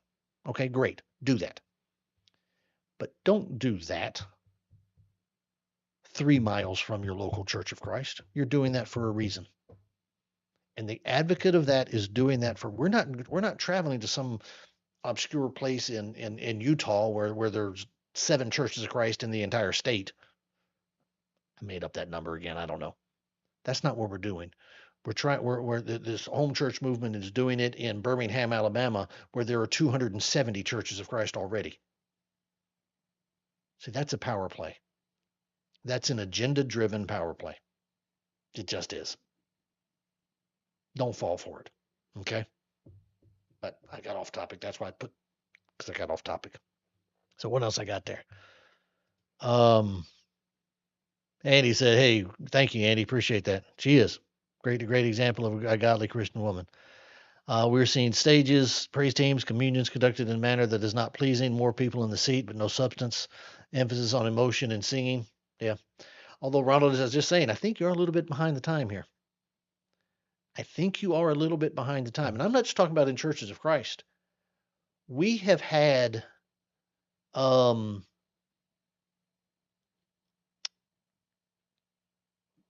visitors. We had one Sunday. First time here. I found out later. I talked to her. Found out later because my wife also talked to her. She showed up at our assembly by herself.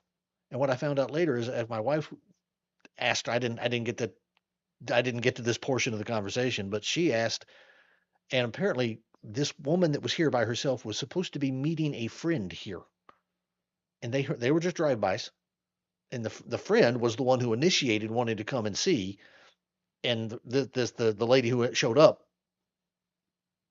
was supposed to come along with her, and it turns out that the first lady ended up like going to Sam's or something, and the second lady told my wife, yeah, I texted her and a little grumpy with her about not showing up for church, but she still came and she's still assembled with us. I say all that to say this. She said, yeah, I used to go to church. It's been a lot of years, and I was just looking for something, and I think she used the word simple. I was just looking, and we had that conversation 8 or 10 years ago. She went to a Christian church over on Merritt Island, I think it was, somewhere nearby here. And she was just looking for not what you see here. And that's not the first one. We've had 3 or 4 community visitors that I've talked to in the last 6 or 8 months. Now, I haven't had a lot of traction with them yet, but they are looking to get away from all the pomp and circumstance. They're trying to get away from some of that, from the show that gets put on. Now, that's not to say the show is going away, because there's still a lot of crowd. There's still a lot of crowd that still loves the show and they keep looking for better shows. That ain't going away. You're dead right there. That ain't going away at all. I do think though, just like when I was a kid, all the family vehicle was a big station wagon, and then lo and behold, about the time I started having kids, the family vehicle became a minivan because station wagons were uncool.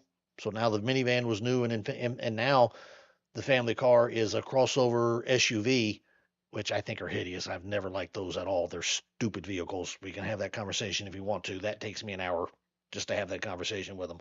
But guess what's going to happen in a few years? The next generation of people are going to look at that. Yeah, I drove around. I used to have one of those SUVs all the time. I don't know what'll follow it. Okay, we can't make pickup trucks any bigger.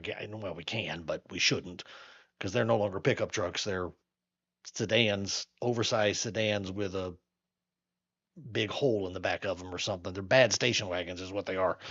Um, but okay, I think the same thing is going to happen here with churches. You're going to get a people who get tired of that. And if and when, and I think when it will, I think it's already happening to be a part of it. That's one side where churches of Christ have already got we already win that because that's already what we do. So yeah. What's Mary got to say down there? H University. Harding? Heritage. Hermitage. Harding. I don't know what I don't remember was I talking about the home church movement? I don't remember. I don't know the context of that, Mary. So anyway, I said I didn't know what I was going to talk about for the next little bit. Let me just summarize and kind of wrap up because I really did. I didn't get into it yet, but let's go back into chapter 1. Let me if you got any more comments on that, go ahead. I'll catch back to them. I want to make sure I do wrap this in though, because as who was it that asked? Was it Ronald? Oh, Harding Home Churches. Yeah, I don't have a lot of knowledge of the Harding Bible Department anymore. Mary used to. I don't now, but I would be surprised if where Harding is, they are not very big advocates of doing home churches as their evangelism programs at all. Okay. All right. See, y'all just got to I'm gonna come back to y'all. I want to wrap this up though. Okay, because whoever asked the question, it had to be Ronald. Where did it go? Yeah. Why does the author spend so much time here? Yeah. And that kind of led into this other thing that I went down. Um, and that is what the remainder of the chapter is.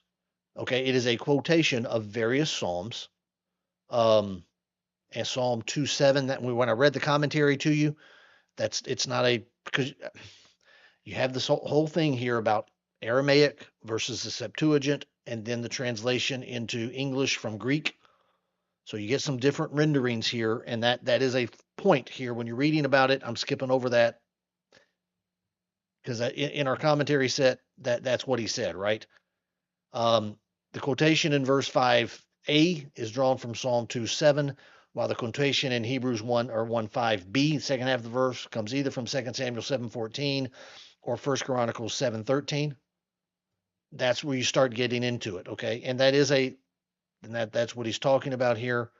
Um, the two breaks. The ESV puts it as Psalm 7:2 or 2:7, excuse me, and then the center column reference it gives you there is 2 Samuel 7:14.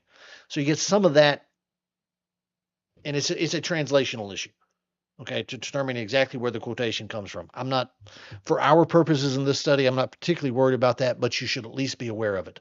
But yes, but that is exactly what he starts to do. He starts to quote one passage after another, affirming the sonship of Jesus, which then, to which of the angels did God ever say? He never said that. Okay. And so they are not that. Jesus, of course, is. So he is a name superior, more excellent than theirs are.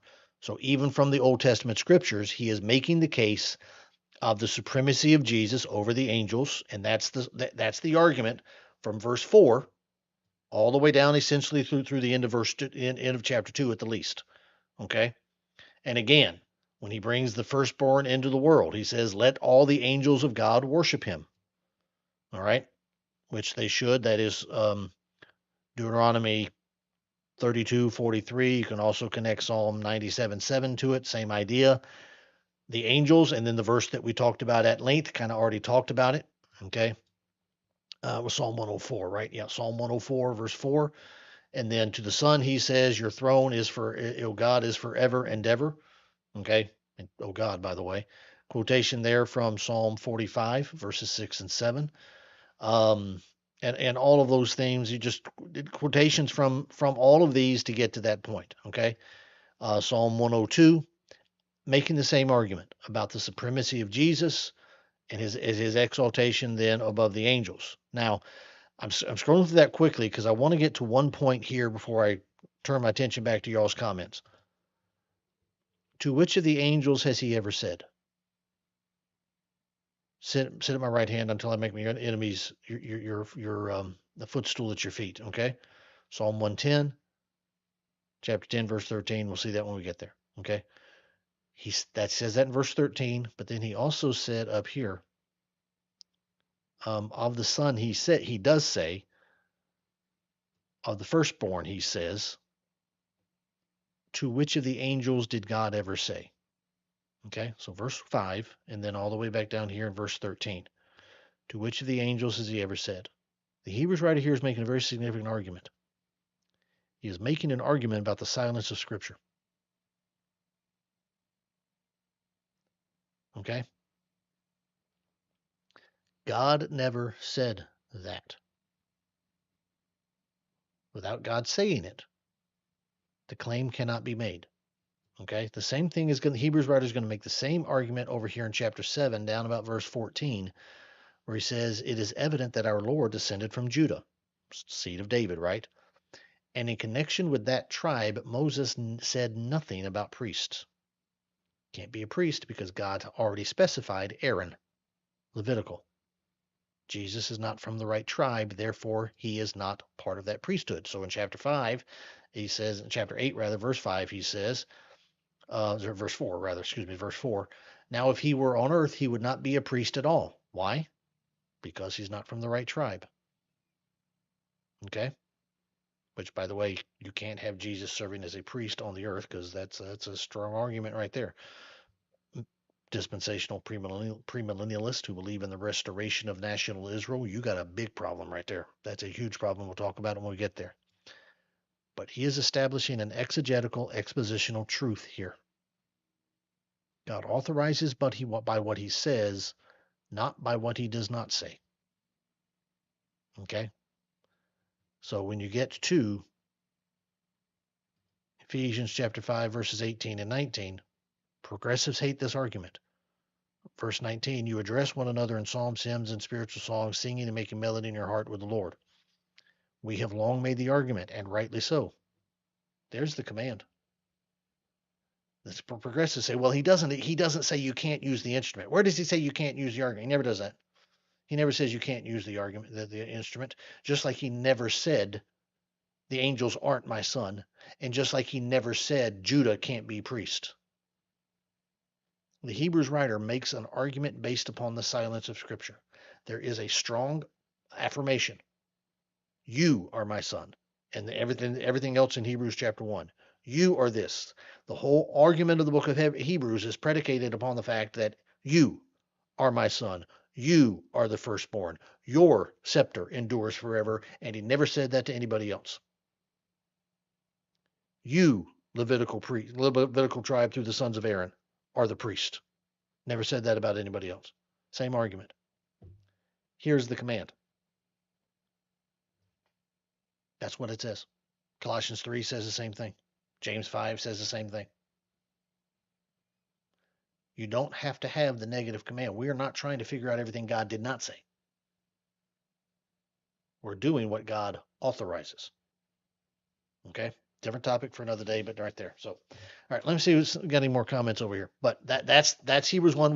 We're going to be, reason I'm Tuesday when we come back to it, I'll spend a little bit more time because I did get off on some other stuff today. I'll spend a little more time on this, a little bit, but we pick up right back in the same place.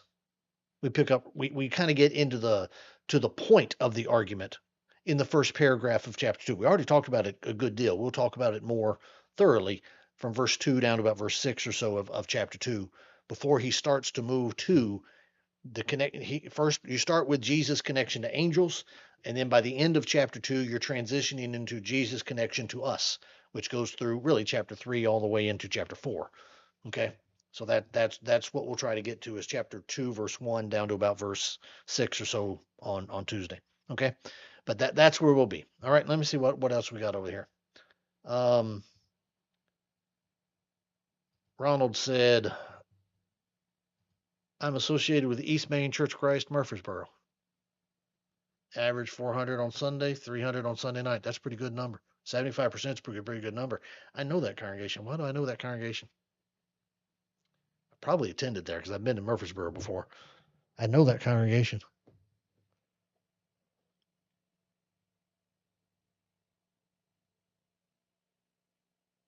I know that congregation. All right. Travis is here. Hey, Travis, good to see you this morning. Simple thing. That's what I'm looking for. Having a hard time. Everyone wants to be so big they have to wear name tags and split into groups to get to know each other. It's funny. I know a church. I'm very familiar with a church, not Rockledge, that just started. I think it was Sunday. I think it was 3 days ago, 4 days ago, whatever Sunday was, giving their members name tags. I'm not sure it went over that well. But they did it. So nothing wrong with a name tag. They annoy the snot out of me, but nothing wrong with them. Congregations used to help each other out. If one outgrew, some members would move to a smaller congregation to help them out. Now it's build bigger and they will come. Yeah. Now that's a balancing act, Travis. That's a good point. We used to do that. We did used to do that. It was just when I was preaching in Katy, Texas. Um, it was always in the mind of one of our elders. He passed not long after I started working there. There was a city. Katy's a big suburb of Houston, and down south of them, a city called Fulshire, which did not have a Church of Christ in it, but it was you could just see it. It was primed for growth, and the auditorium in Katy would hold 700. And the idea was whenever we got up to X number of people, that's what we would do is we would take a church off or a group off because we had people coming up from Fulshire and start a church down there in Fulshire. Now other stuff happened, and that didn't go exactly the way they were planning. But guess what? Some of the members from Katy ended up in Fulshire planting a church down there, and there's a big enough gap and enough people that it made perfect sense to do it. Okay, I would question the methodology by which they did it. Another topic for another day, but it still happened. And I think that's a good point there, Travis.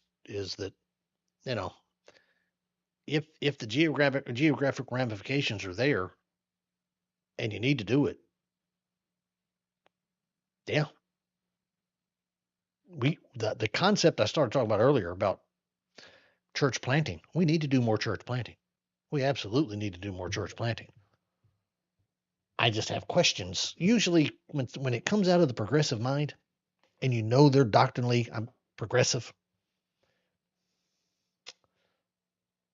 I get suspicious in a hurry because I know what you're trying to do. I know what you're trying to do. Um, and on the other hand, this is where you kind of have a good balance here. Um, you know, our building holds, like I said earlier. If Andy's still there, you told me just the other day. I don't know how many we have, but I think we have like right at 200.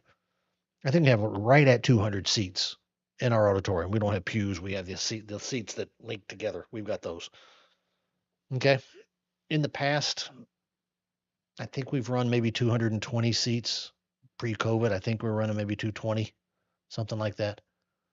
But if you squeezed us into our room as tight as you could, 220, 240 is about as many as you can get. But and that's still what our building looks like. What you can't see would be like right over here on that picture is we have another 5 acres of just open grassland. And at the end of that, which would be like right here, the busiest road running through Rockledge, Florida, it has become the busiest. US 1 used to be the busiest.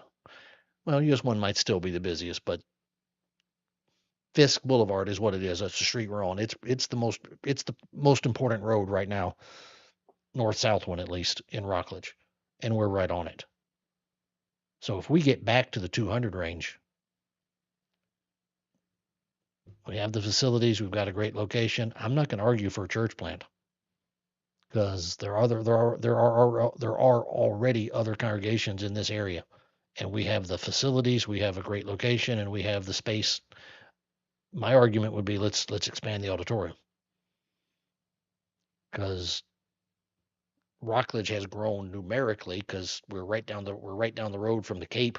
SpaceX is right. I mean, that's a lot of our young people who are coming in now work for SpaceX or Blue Origin or something like that. We've got or we've got some young people who well used to work over at Patrick Space Force Base. Okay, that's the industry around here, and we are benefiting from it, and I think we'll benefit from it for a lot of years to come. So I guess the point I'm trying to make is God gave us a brain. Use the brain properly. All right, just make those choices. Um, Travis said also looking for a preacher that digs into the word, not just 20-minute gloss over. Yeah, yeah, that would be good. Be good. Hey, Debbie from Houston Park Church of Christ in Selma, Alabama. Well, good to have you with us, Debbie. Ronald says, why not merge? With whom? I don't. I mean, merging can help. Um, sometimes it's not great either. Um, I mean, we are a predominantly white church here at Rockledge, but we have a good number of black members. We're not. We are probably at this point about demographically proper because other than Spanish language, because we are in Florida, so you got Spanish speakers. The problem is it's Spanish language. That's hard to merge into your Sunday morning assembly because they're speaking Spanish. Although we do have some Hispanic people. My son-in-law is one of them. He's born in Venezuela. Um, speaks pretty good Spanish, I hear.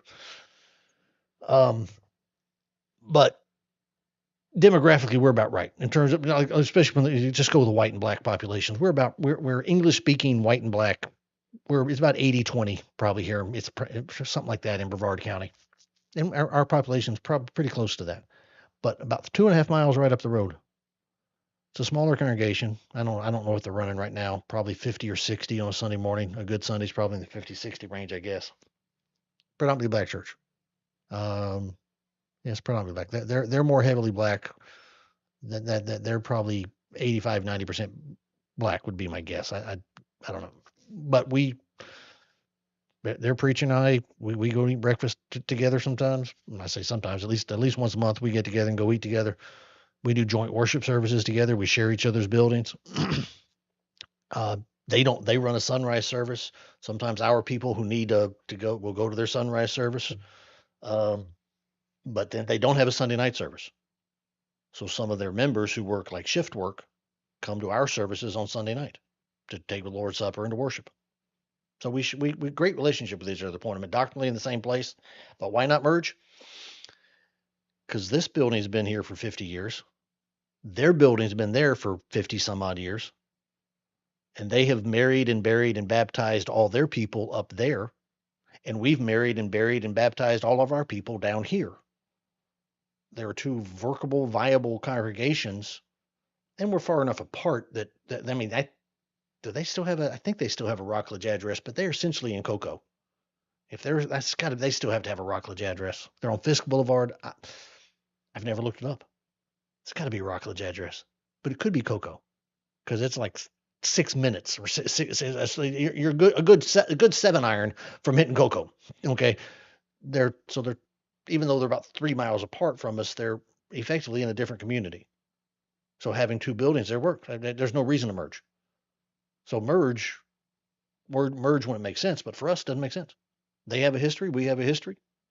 We get along great. We work with each other, but there's a history there. So live with it. Okay. Now, if something happened and we diminished or they diminished, might be a really good idea to do it then. But as of right now, both congregations are viable. Both congregations are sound. Both congregations